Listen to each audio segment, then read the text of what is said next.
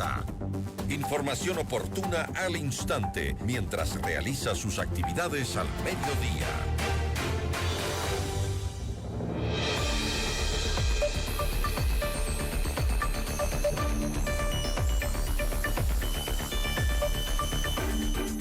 La segunda vuelta de las elecciones generales, según analistas internacionales, habla también de a qué bloque geopolítico va a pertenecer el Ecuador.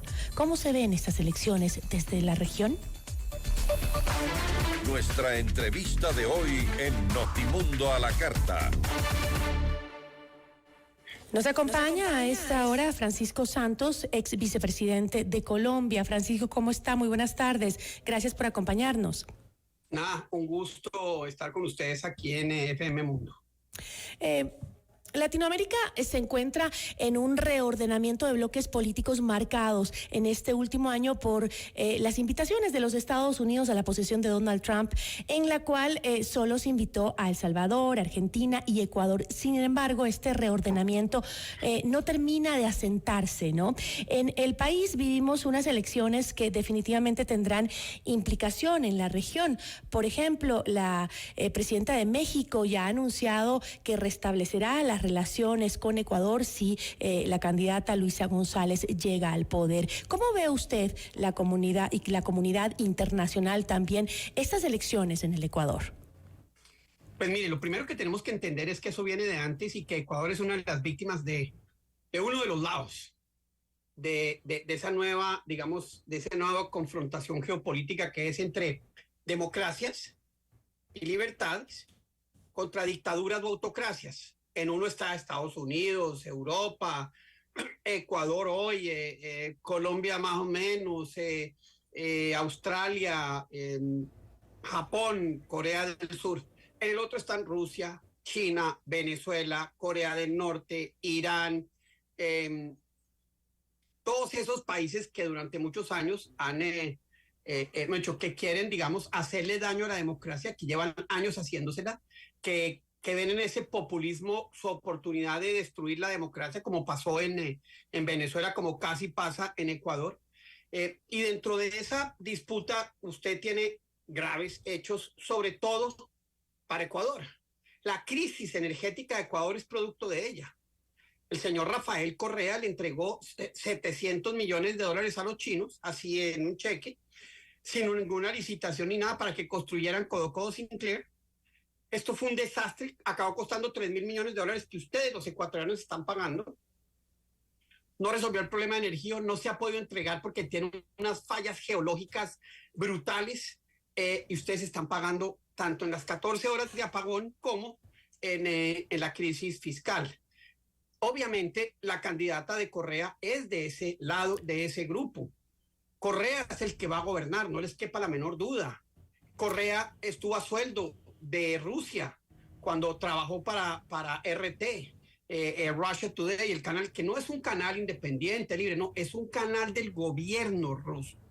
Y en ese sentido, pues, esa decisión coloca a Ecuador allí en el otro lado, en el lado de China, en el lado de Rusia, en el lado de Irán. Ahora, Francisco, y eso va, dime. ¿Cuál ha sido el desempeño, sin embargo, de las izquierdas en Latinoamérica? Sobre todo tomando en cuenta el caso, por ejemplo, de Argentina, que pasó de la derecha a la izquierda y de la izquierda al liberalismo del presidente Milei. Pues mire, la derecha solo ha destruido. El país más rico de América Latina era Venezuela, y mire la pobreza en la que está. Cuba, el fenómeno de la izquierda, es el país después de Haití más pobre de América Latina, y el tercero es Venezuela. Cuba en 60 años de revolución no ha construido nada. 1,5 millones de cubanos menores de 30 años salieron en los últimos 5 años. Cuba es un país viejo, todo el mundo quiere irse de allá. Mire Argentina, otro de los países riquísimos, mire la crisis en la que acabó. Una crisis donde empobreció más de... el crecimiento de la pobreza fue exponencial. O sea, esa izquierda ha sido un mega desastre para América Latina.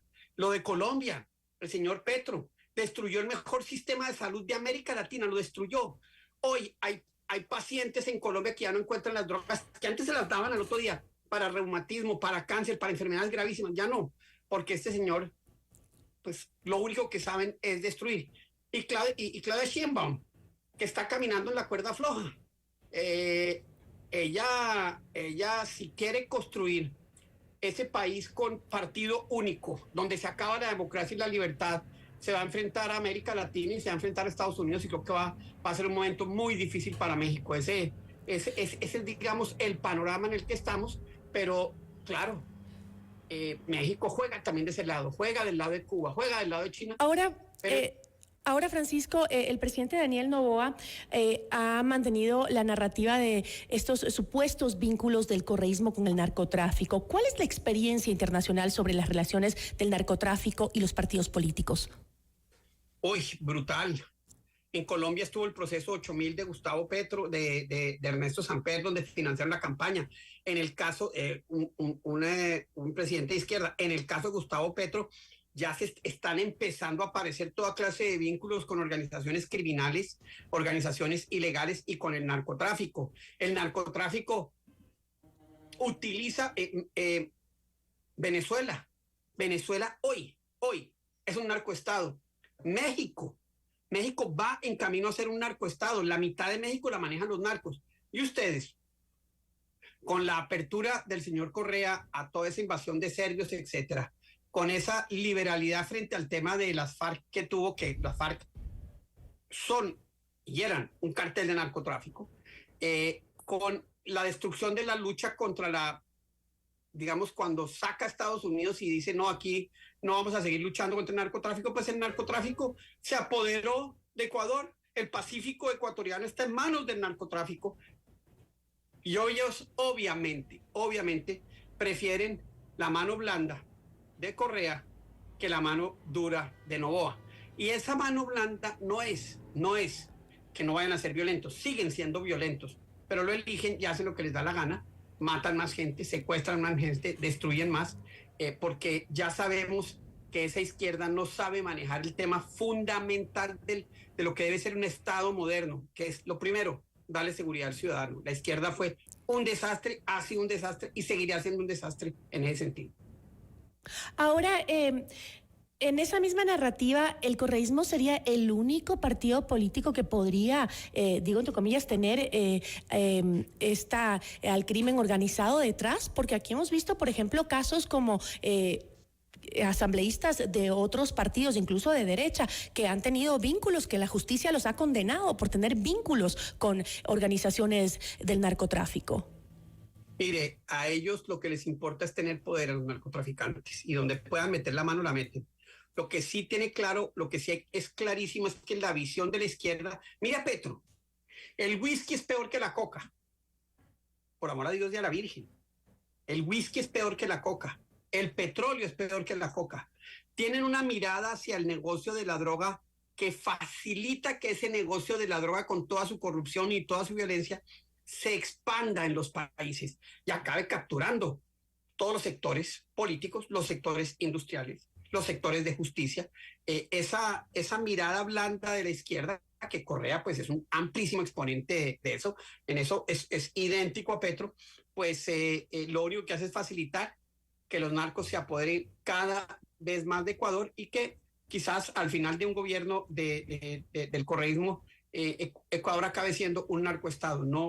No les quepa la menor duda que eso es uno de los peligros inminentes, como también es el otro, y es que el correísmo nunca suelte el poder, como pasó en Venezuela, como pasó en Argentina durante décadas, y como pues si no es porque Lenin Moreno se abre de Correa, habría pasado en Ecuador. Pero no estamos ya, Francisco, en esa situación, tomando en cuenta que en los últimos años en el país, por ejemplo, el gobierno de Creo tuvo acusaciones de vinculación con la mafia albanesa, y lo que le decía yo, el tema del caso Purga, por ejemplo, que es se detectó una red de crimen organizado que había encabezado Pablo Muentes, ex legislador del Partido Social Cristiano, ambos de derecha. O sea, digo, ¿no estamos viviendo también eso, regado y diseminado por toda la política? Sí, se riega por la política, pero hay uno que lo favorece y otro que no. O sea, uno que es explícitamente favorable, que es la izquierda, que es el correísmo en el caso de Ecuador, que es el petrismo en el caso de Colombia. Aquí está disparado el narcotráfico. Mire, Colombia va a tener entre 300 y 350 mil hectáreas de coca. Parte del problema de ustedes es culpa nuestra en Colombia, porque desde que cuando Juan Manuel Santos, para hacer una paz, que no nos dio la paz con las FARC, acabó con la política antidrogas, en 5 años Colombia pasó de 40 mil hectáreas de coca a 200 mil. En el gobierno de Petro debe pasar de 200 mil a 350 mil. Se están apoderando de todas las zonas de coca. Ellos son dueños de la zona de coca. Mire lo que está pasando en el Catatumbo, en la frontera con Venezuela, que es aterrador por falta, y es responsabilidad de Petro, pues está también pasando en el Pacífico colombiano y eso los impacta a ustedes. Esos vasos comunicantes de esa izquierda nutren ese narcotráfico. La izquierda sabe que el narcotráfico sabe que con la izquierda va a vivir en un mundo mucho más cómodo, que puede que aparenten no serlo, pero que finalmente lo son. Eso sí, no me cabe la menor duda. ¿Y qué significado tiene para este reordenamiento geopolítico que hablábamos al inicio de esta entrevista en Latinoamérica, esa cercanía que parecen tener algunos gobiernos con el presidente Donald Trump? ¿Qué significado tiene para la región? Me refiero, por ejemplo, a la invitación a la posesión de Donald Trump, que no es muy común ver a presidentes latinoamericanos ahí, y que estuvo pues Milei, también estuvo nuestro presidente Daniel Noboa. ¿Qué significado tiene? Pues es un mensaje de buenas relaciones, un mensaje de decirle vengamos a trabajar juntos, vengamos a trabajar en un mundo donde la economía prospere, vengamos a trabajar en un mundo donde la delincuencia no tenga el espacio que hoy tiene, donde lo podamos combatir. Venga, trabajamos en un mundo donde esa mirada en la que usted y yo somos victimarios de todo, victimarios de la esclavitud, victimarios de todo, se acabe, donde haya muchas más libertades, donde no se cancele al otro. Ese es el mundo en el que usted y yo vivimos y es un mundo que ha venido en retroceso en Estados Unidos y en toda la región. Trump le puso fin a eso y está diciendo, venga, ayúdenos, tenemos que hacerlo. Me parece un buen mensaje para aquellos que creemos en la libertad, en la verdadera libertad, no los que utilizan la libertad para victimizar a otros, no los que utilizan la libertad para cancelar a otros, sino los que están listos a debatir, a mirar, y no simplemente decirle, usted por ser blanco ya fue un esclavista, usted por venir de 500 años de herencia española es un genocida indígena. No, todo eso, esa narrativa que se ha creado es una narrativa que Trump afortunadamente está poniéndole fin, y el mensaje es ese: venga, trabajemos juntos, hagamos un país mucho más liberal, hagamos un país mucho más seguro, hagamos una región mucho más segura, y trabajemos juntos. Creo que ese es el mensaje, y creo que lo que se debe aspirar, los países lo que quieren aspirar es, bueno, venga, trabajemos juntos con Estados Unidos, que finalmente es la economía más grande del mundo. China, que todo el mundo dice China. China no le compra a uno nada que no necesite.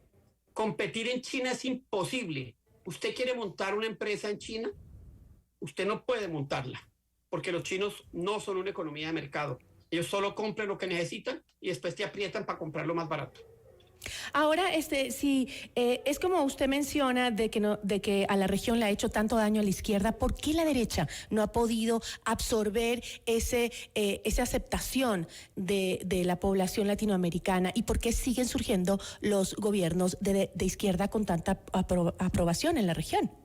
Yo no diría con tanta aprobación. Mire, Lula perdió en todas las elecciones ahorita. Las elecciones regionales de Mírenos Lula a nosotros. Un desastre para él. Mírenos a nosotros. Pero, no, por eso, acá lo que pasa es que, mire, cuando uno ve Ecuador, pues pucha, es que Noboa le tocó la crisis más feroz, y una crisis que es heredada, una crisis cuyos cimientos los creó esa izquierda, pero la izquierda tiene una narrativa que funciona muy bien, y esa victimización y esa narrativa hace muchísimo daño. Yo creo que el hecho de que Noboa esté empatado con la candidata al correísmo es un milagro, dado el año tan difícil que ha tenido. Creo que le va a tocar hacer muchas cosas para poder ganar, entre ellas ser mucho más conciliador, abrirle espacio a otros sectores, etcétera. Pero lo cierto es que la narrativa les funciona muy bien. Pero mire, esto está cambiando brutalmente. Usted ve a Bukele, otra narrativa fuertísima que se está imponiendo, y en muchos países están diciendo, necesitamos un Bukele. Aquí olvídese, contra los criminales hay que hacer lo que sea. Usted tiene a Milei, que es un discurso miércoles está sacando a Argentina de la peor crisis de su historia con unas decisiones gigantes cortando el Estado y esas burocracias que no sirven para nada. Están pasando cosas muy importantes y todo eso empezó con Uribe. 2002-2010 cambiamos a Colombia. Obviamente tuvimos el error del gobierno siguiente que destruyó gran parte de lo que hicimos, el siguiente no, y acabamos otra vez en esto. Entonces, también somos culpables, tengo que decirle, de no haber tenido, de dedicarnos a gobernar muchas veces, a hacer las cosas bien y no tener esa narrativa que genere, digamos, años y años de buen gobierno. La izquierda sí, la izquierda lo hace mal y con la narrativa sigue gobernando. Con eso me quedo, le agradezco mucho, Francisco, gracias por habernos acompañado. Suerte, un abrazo. Igual.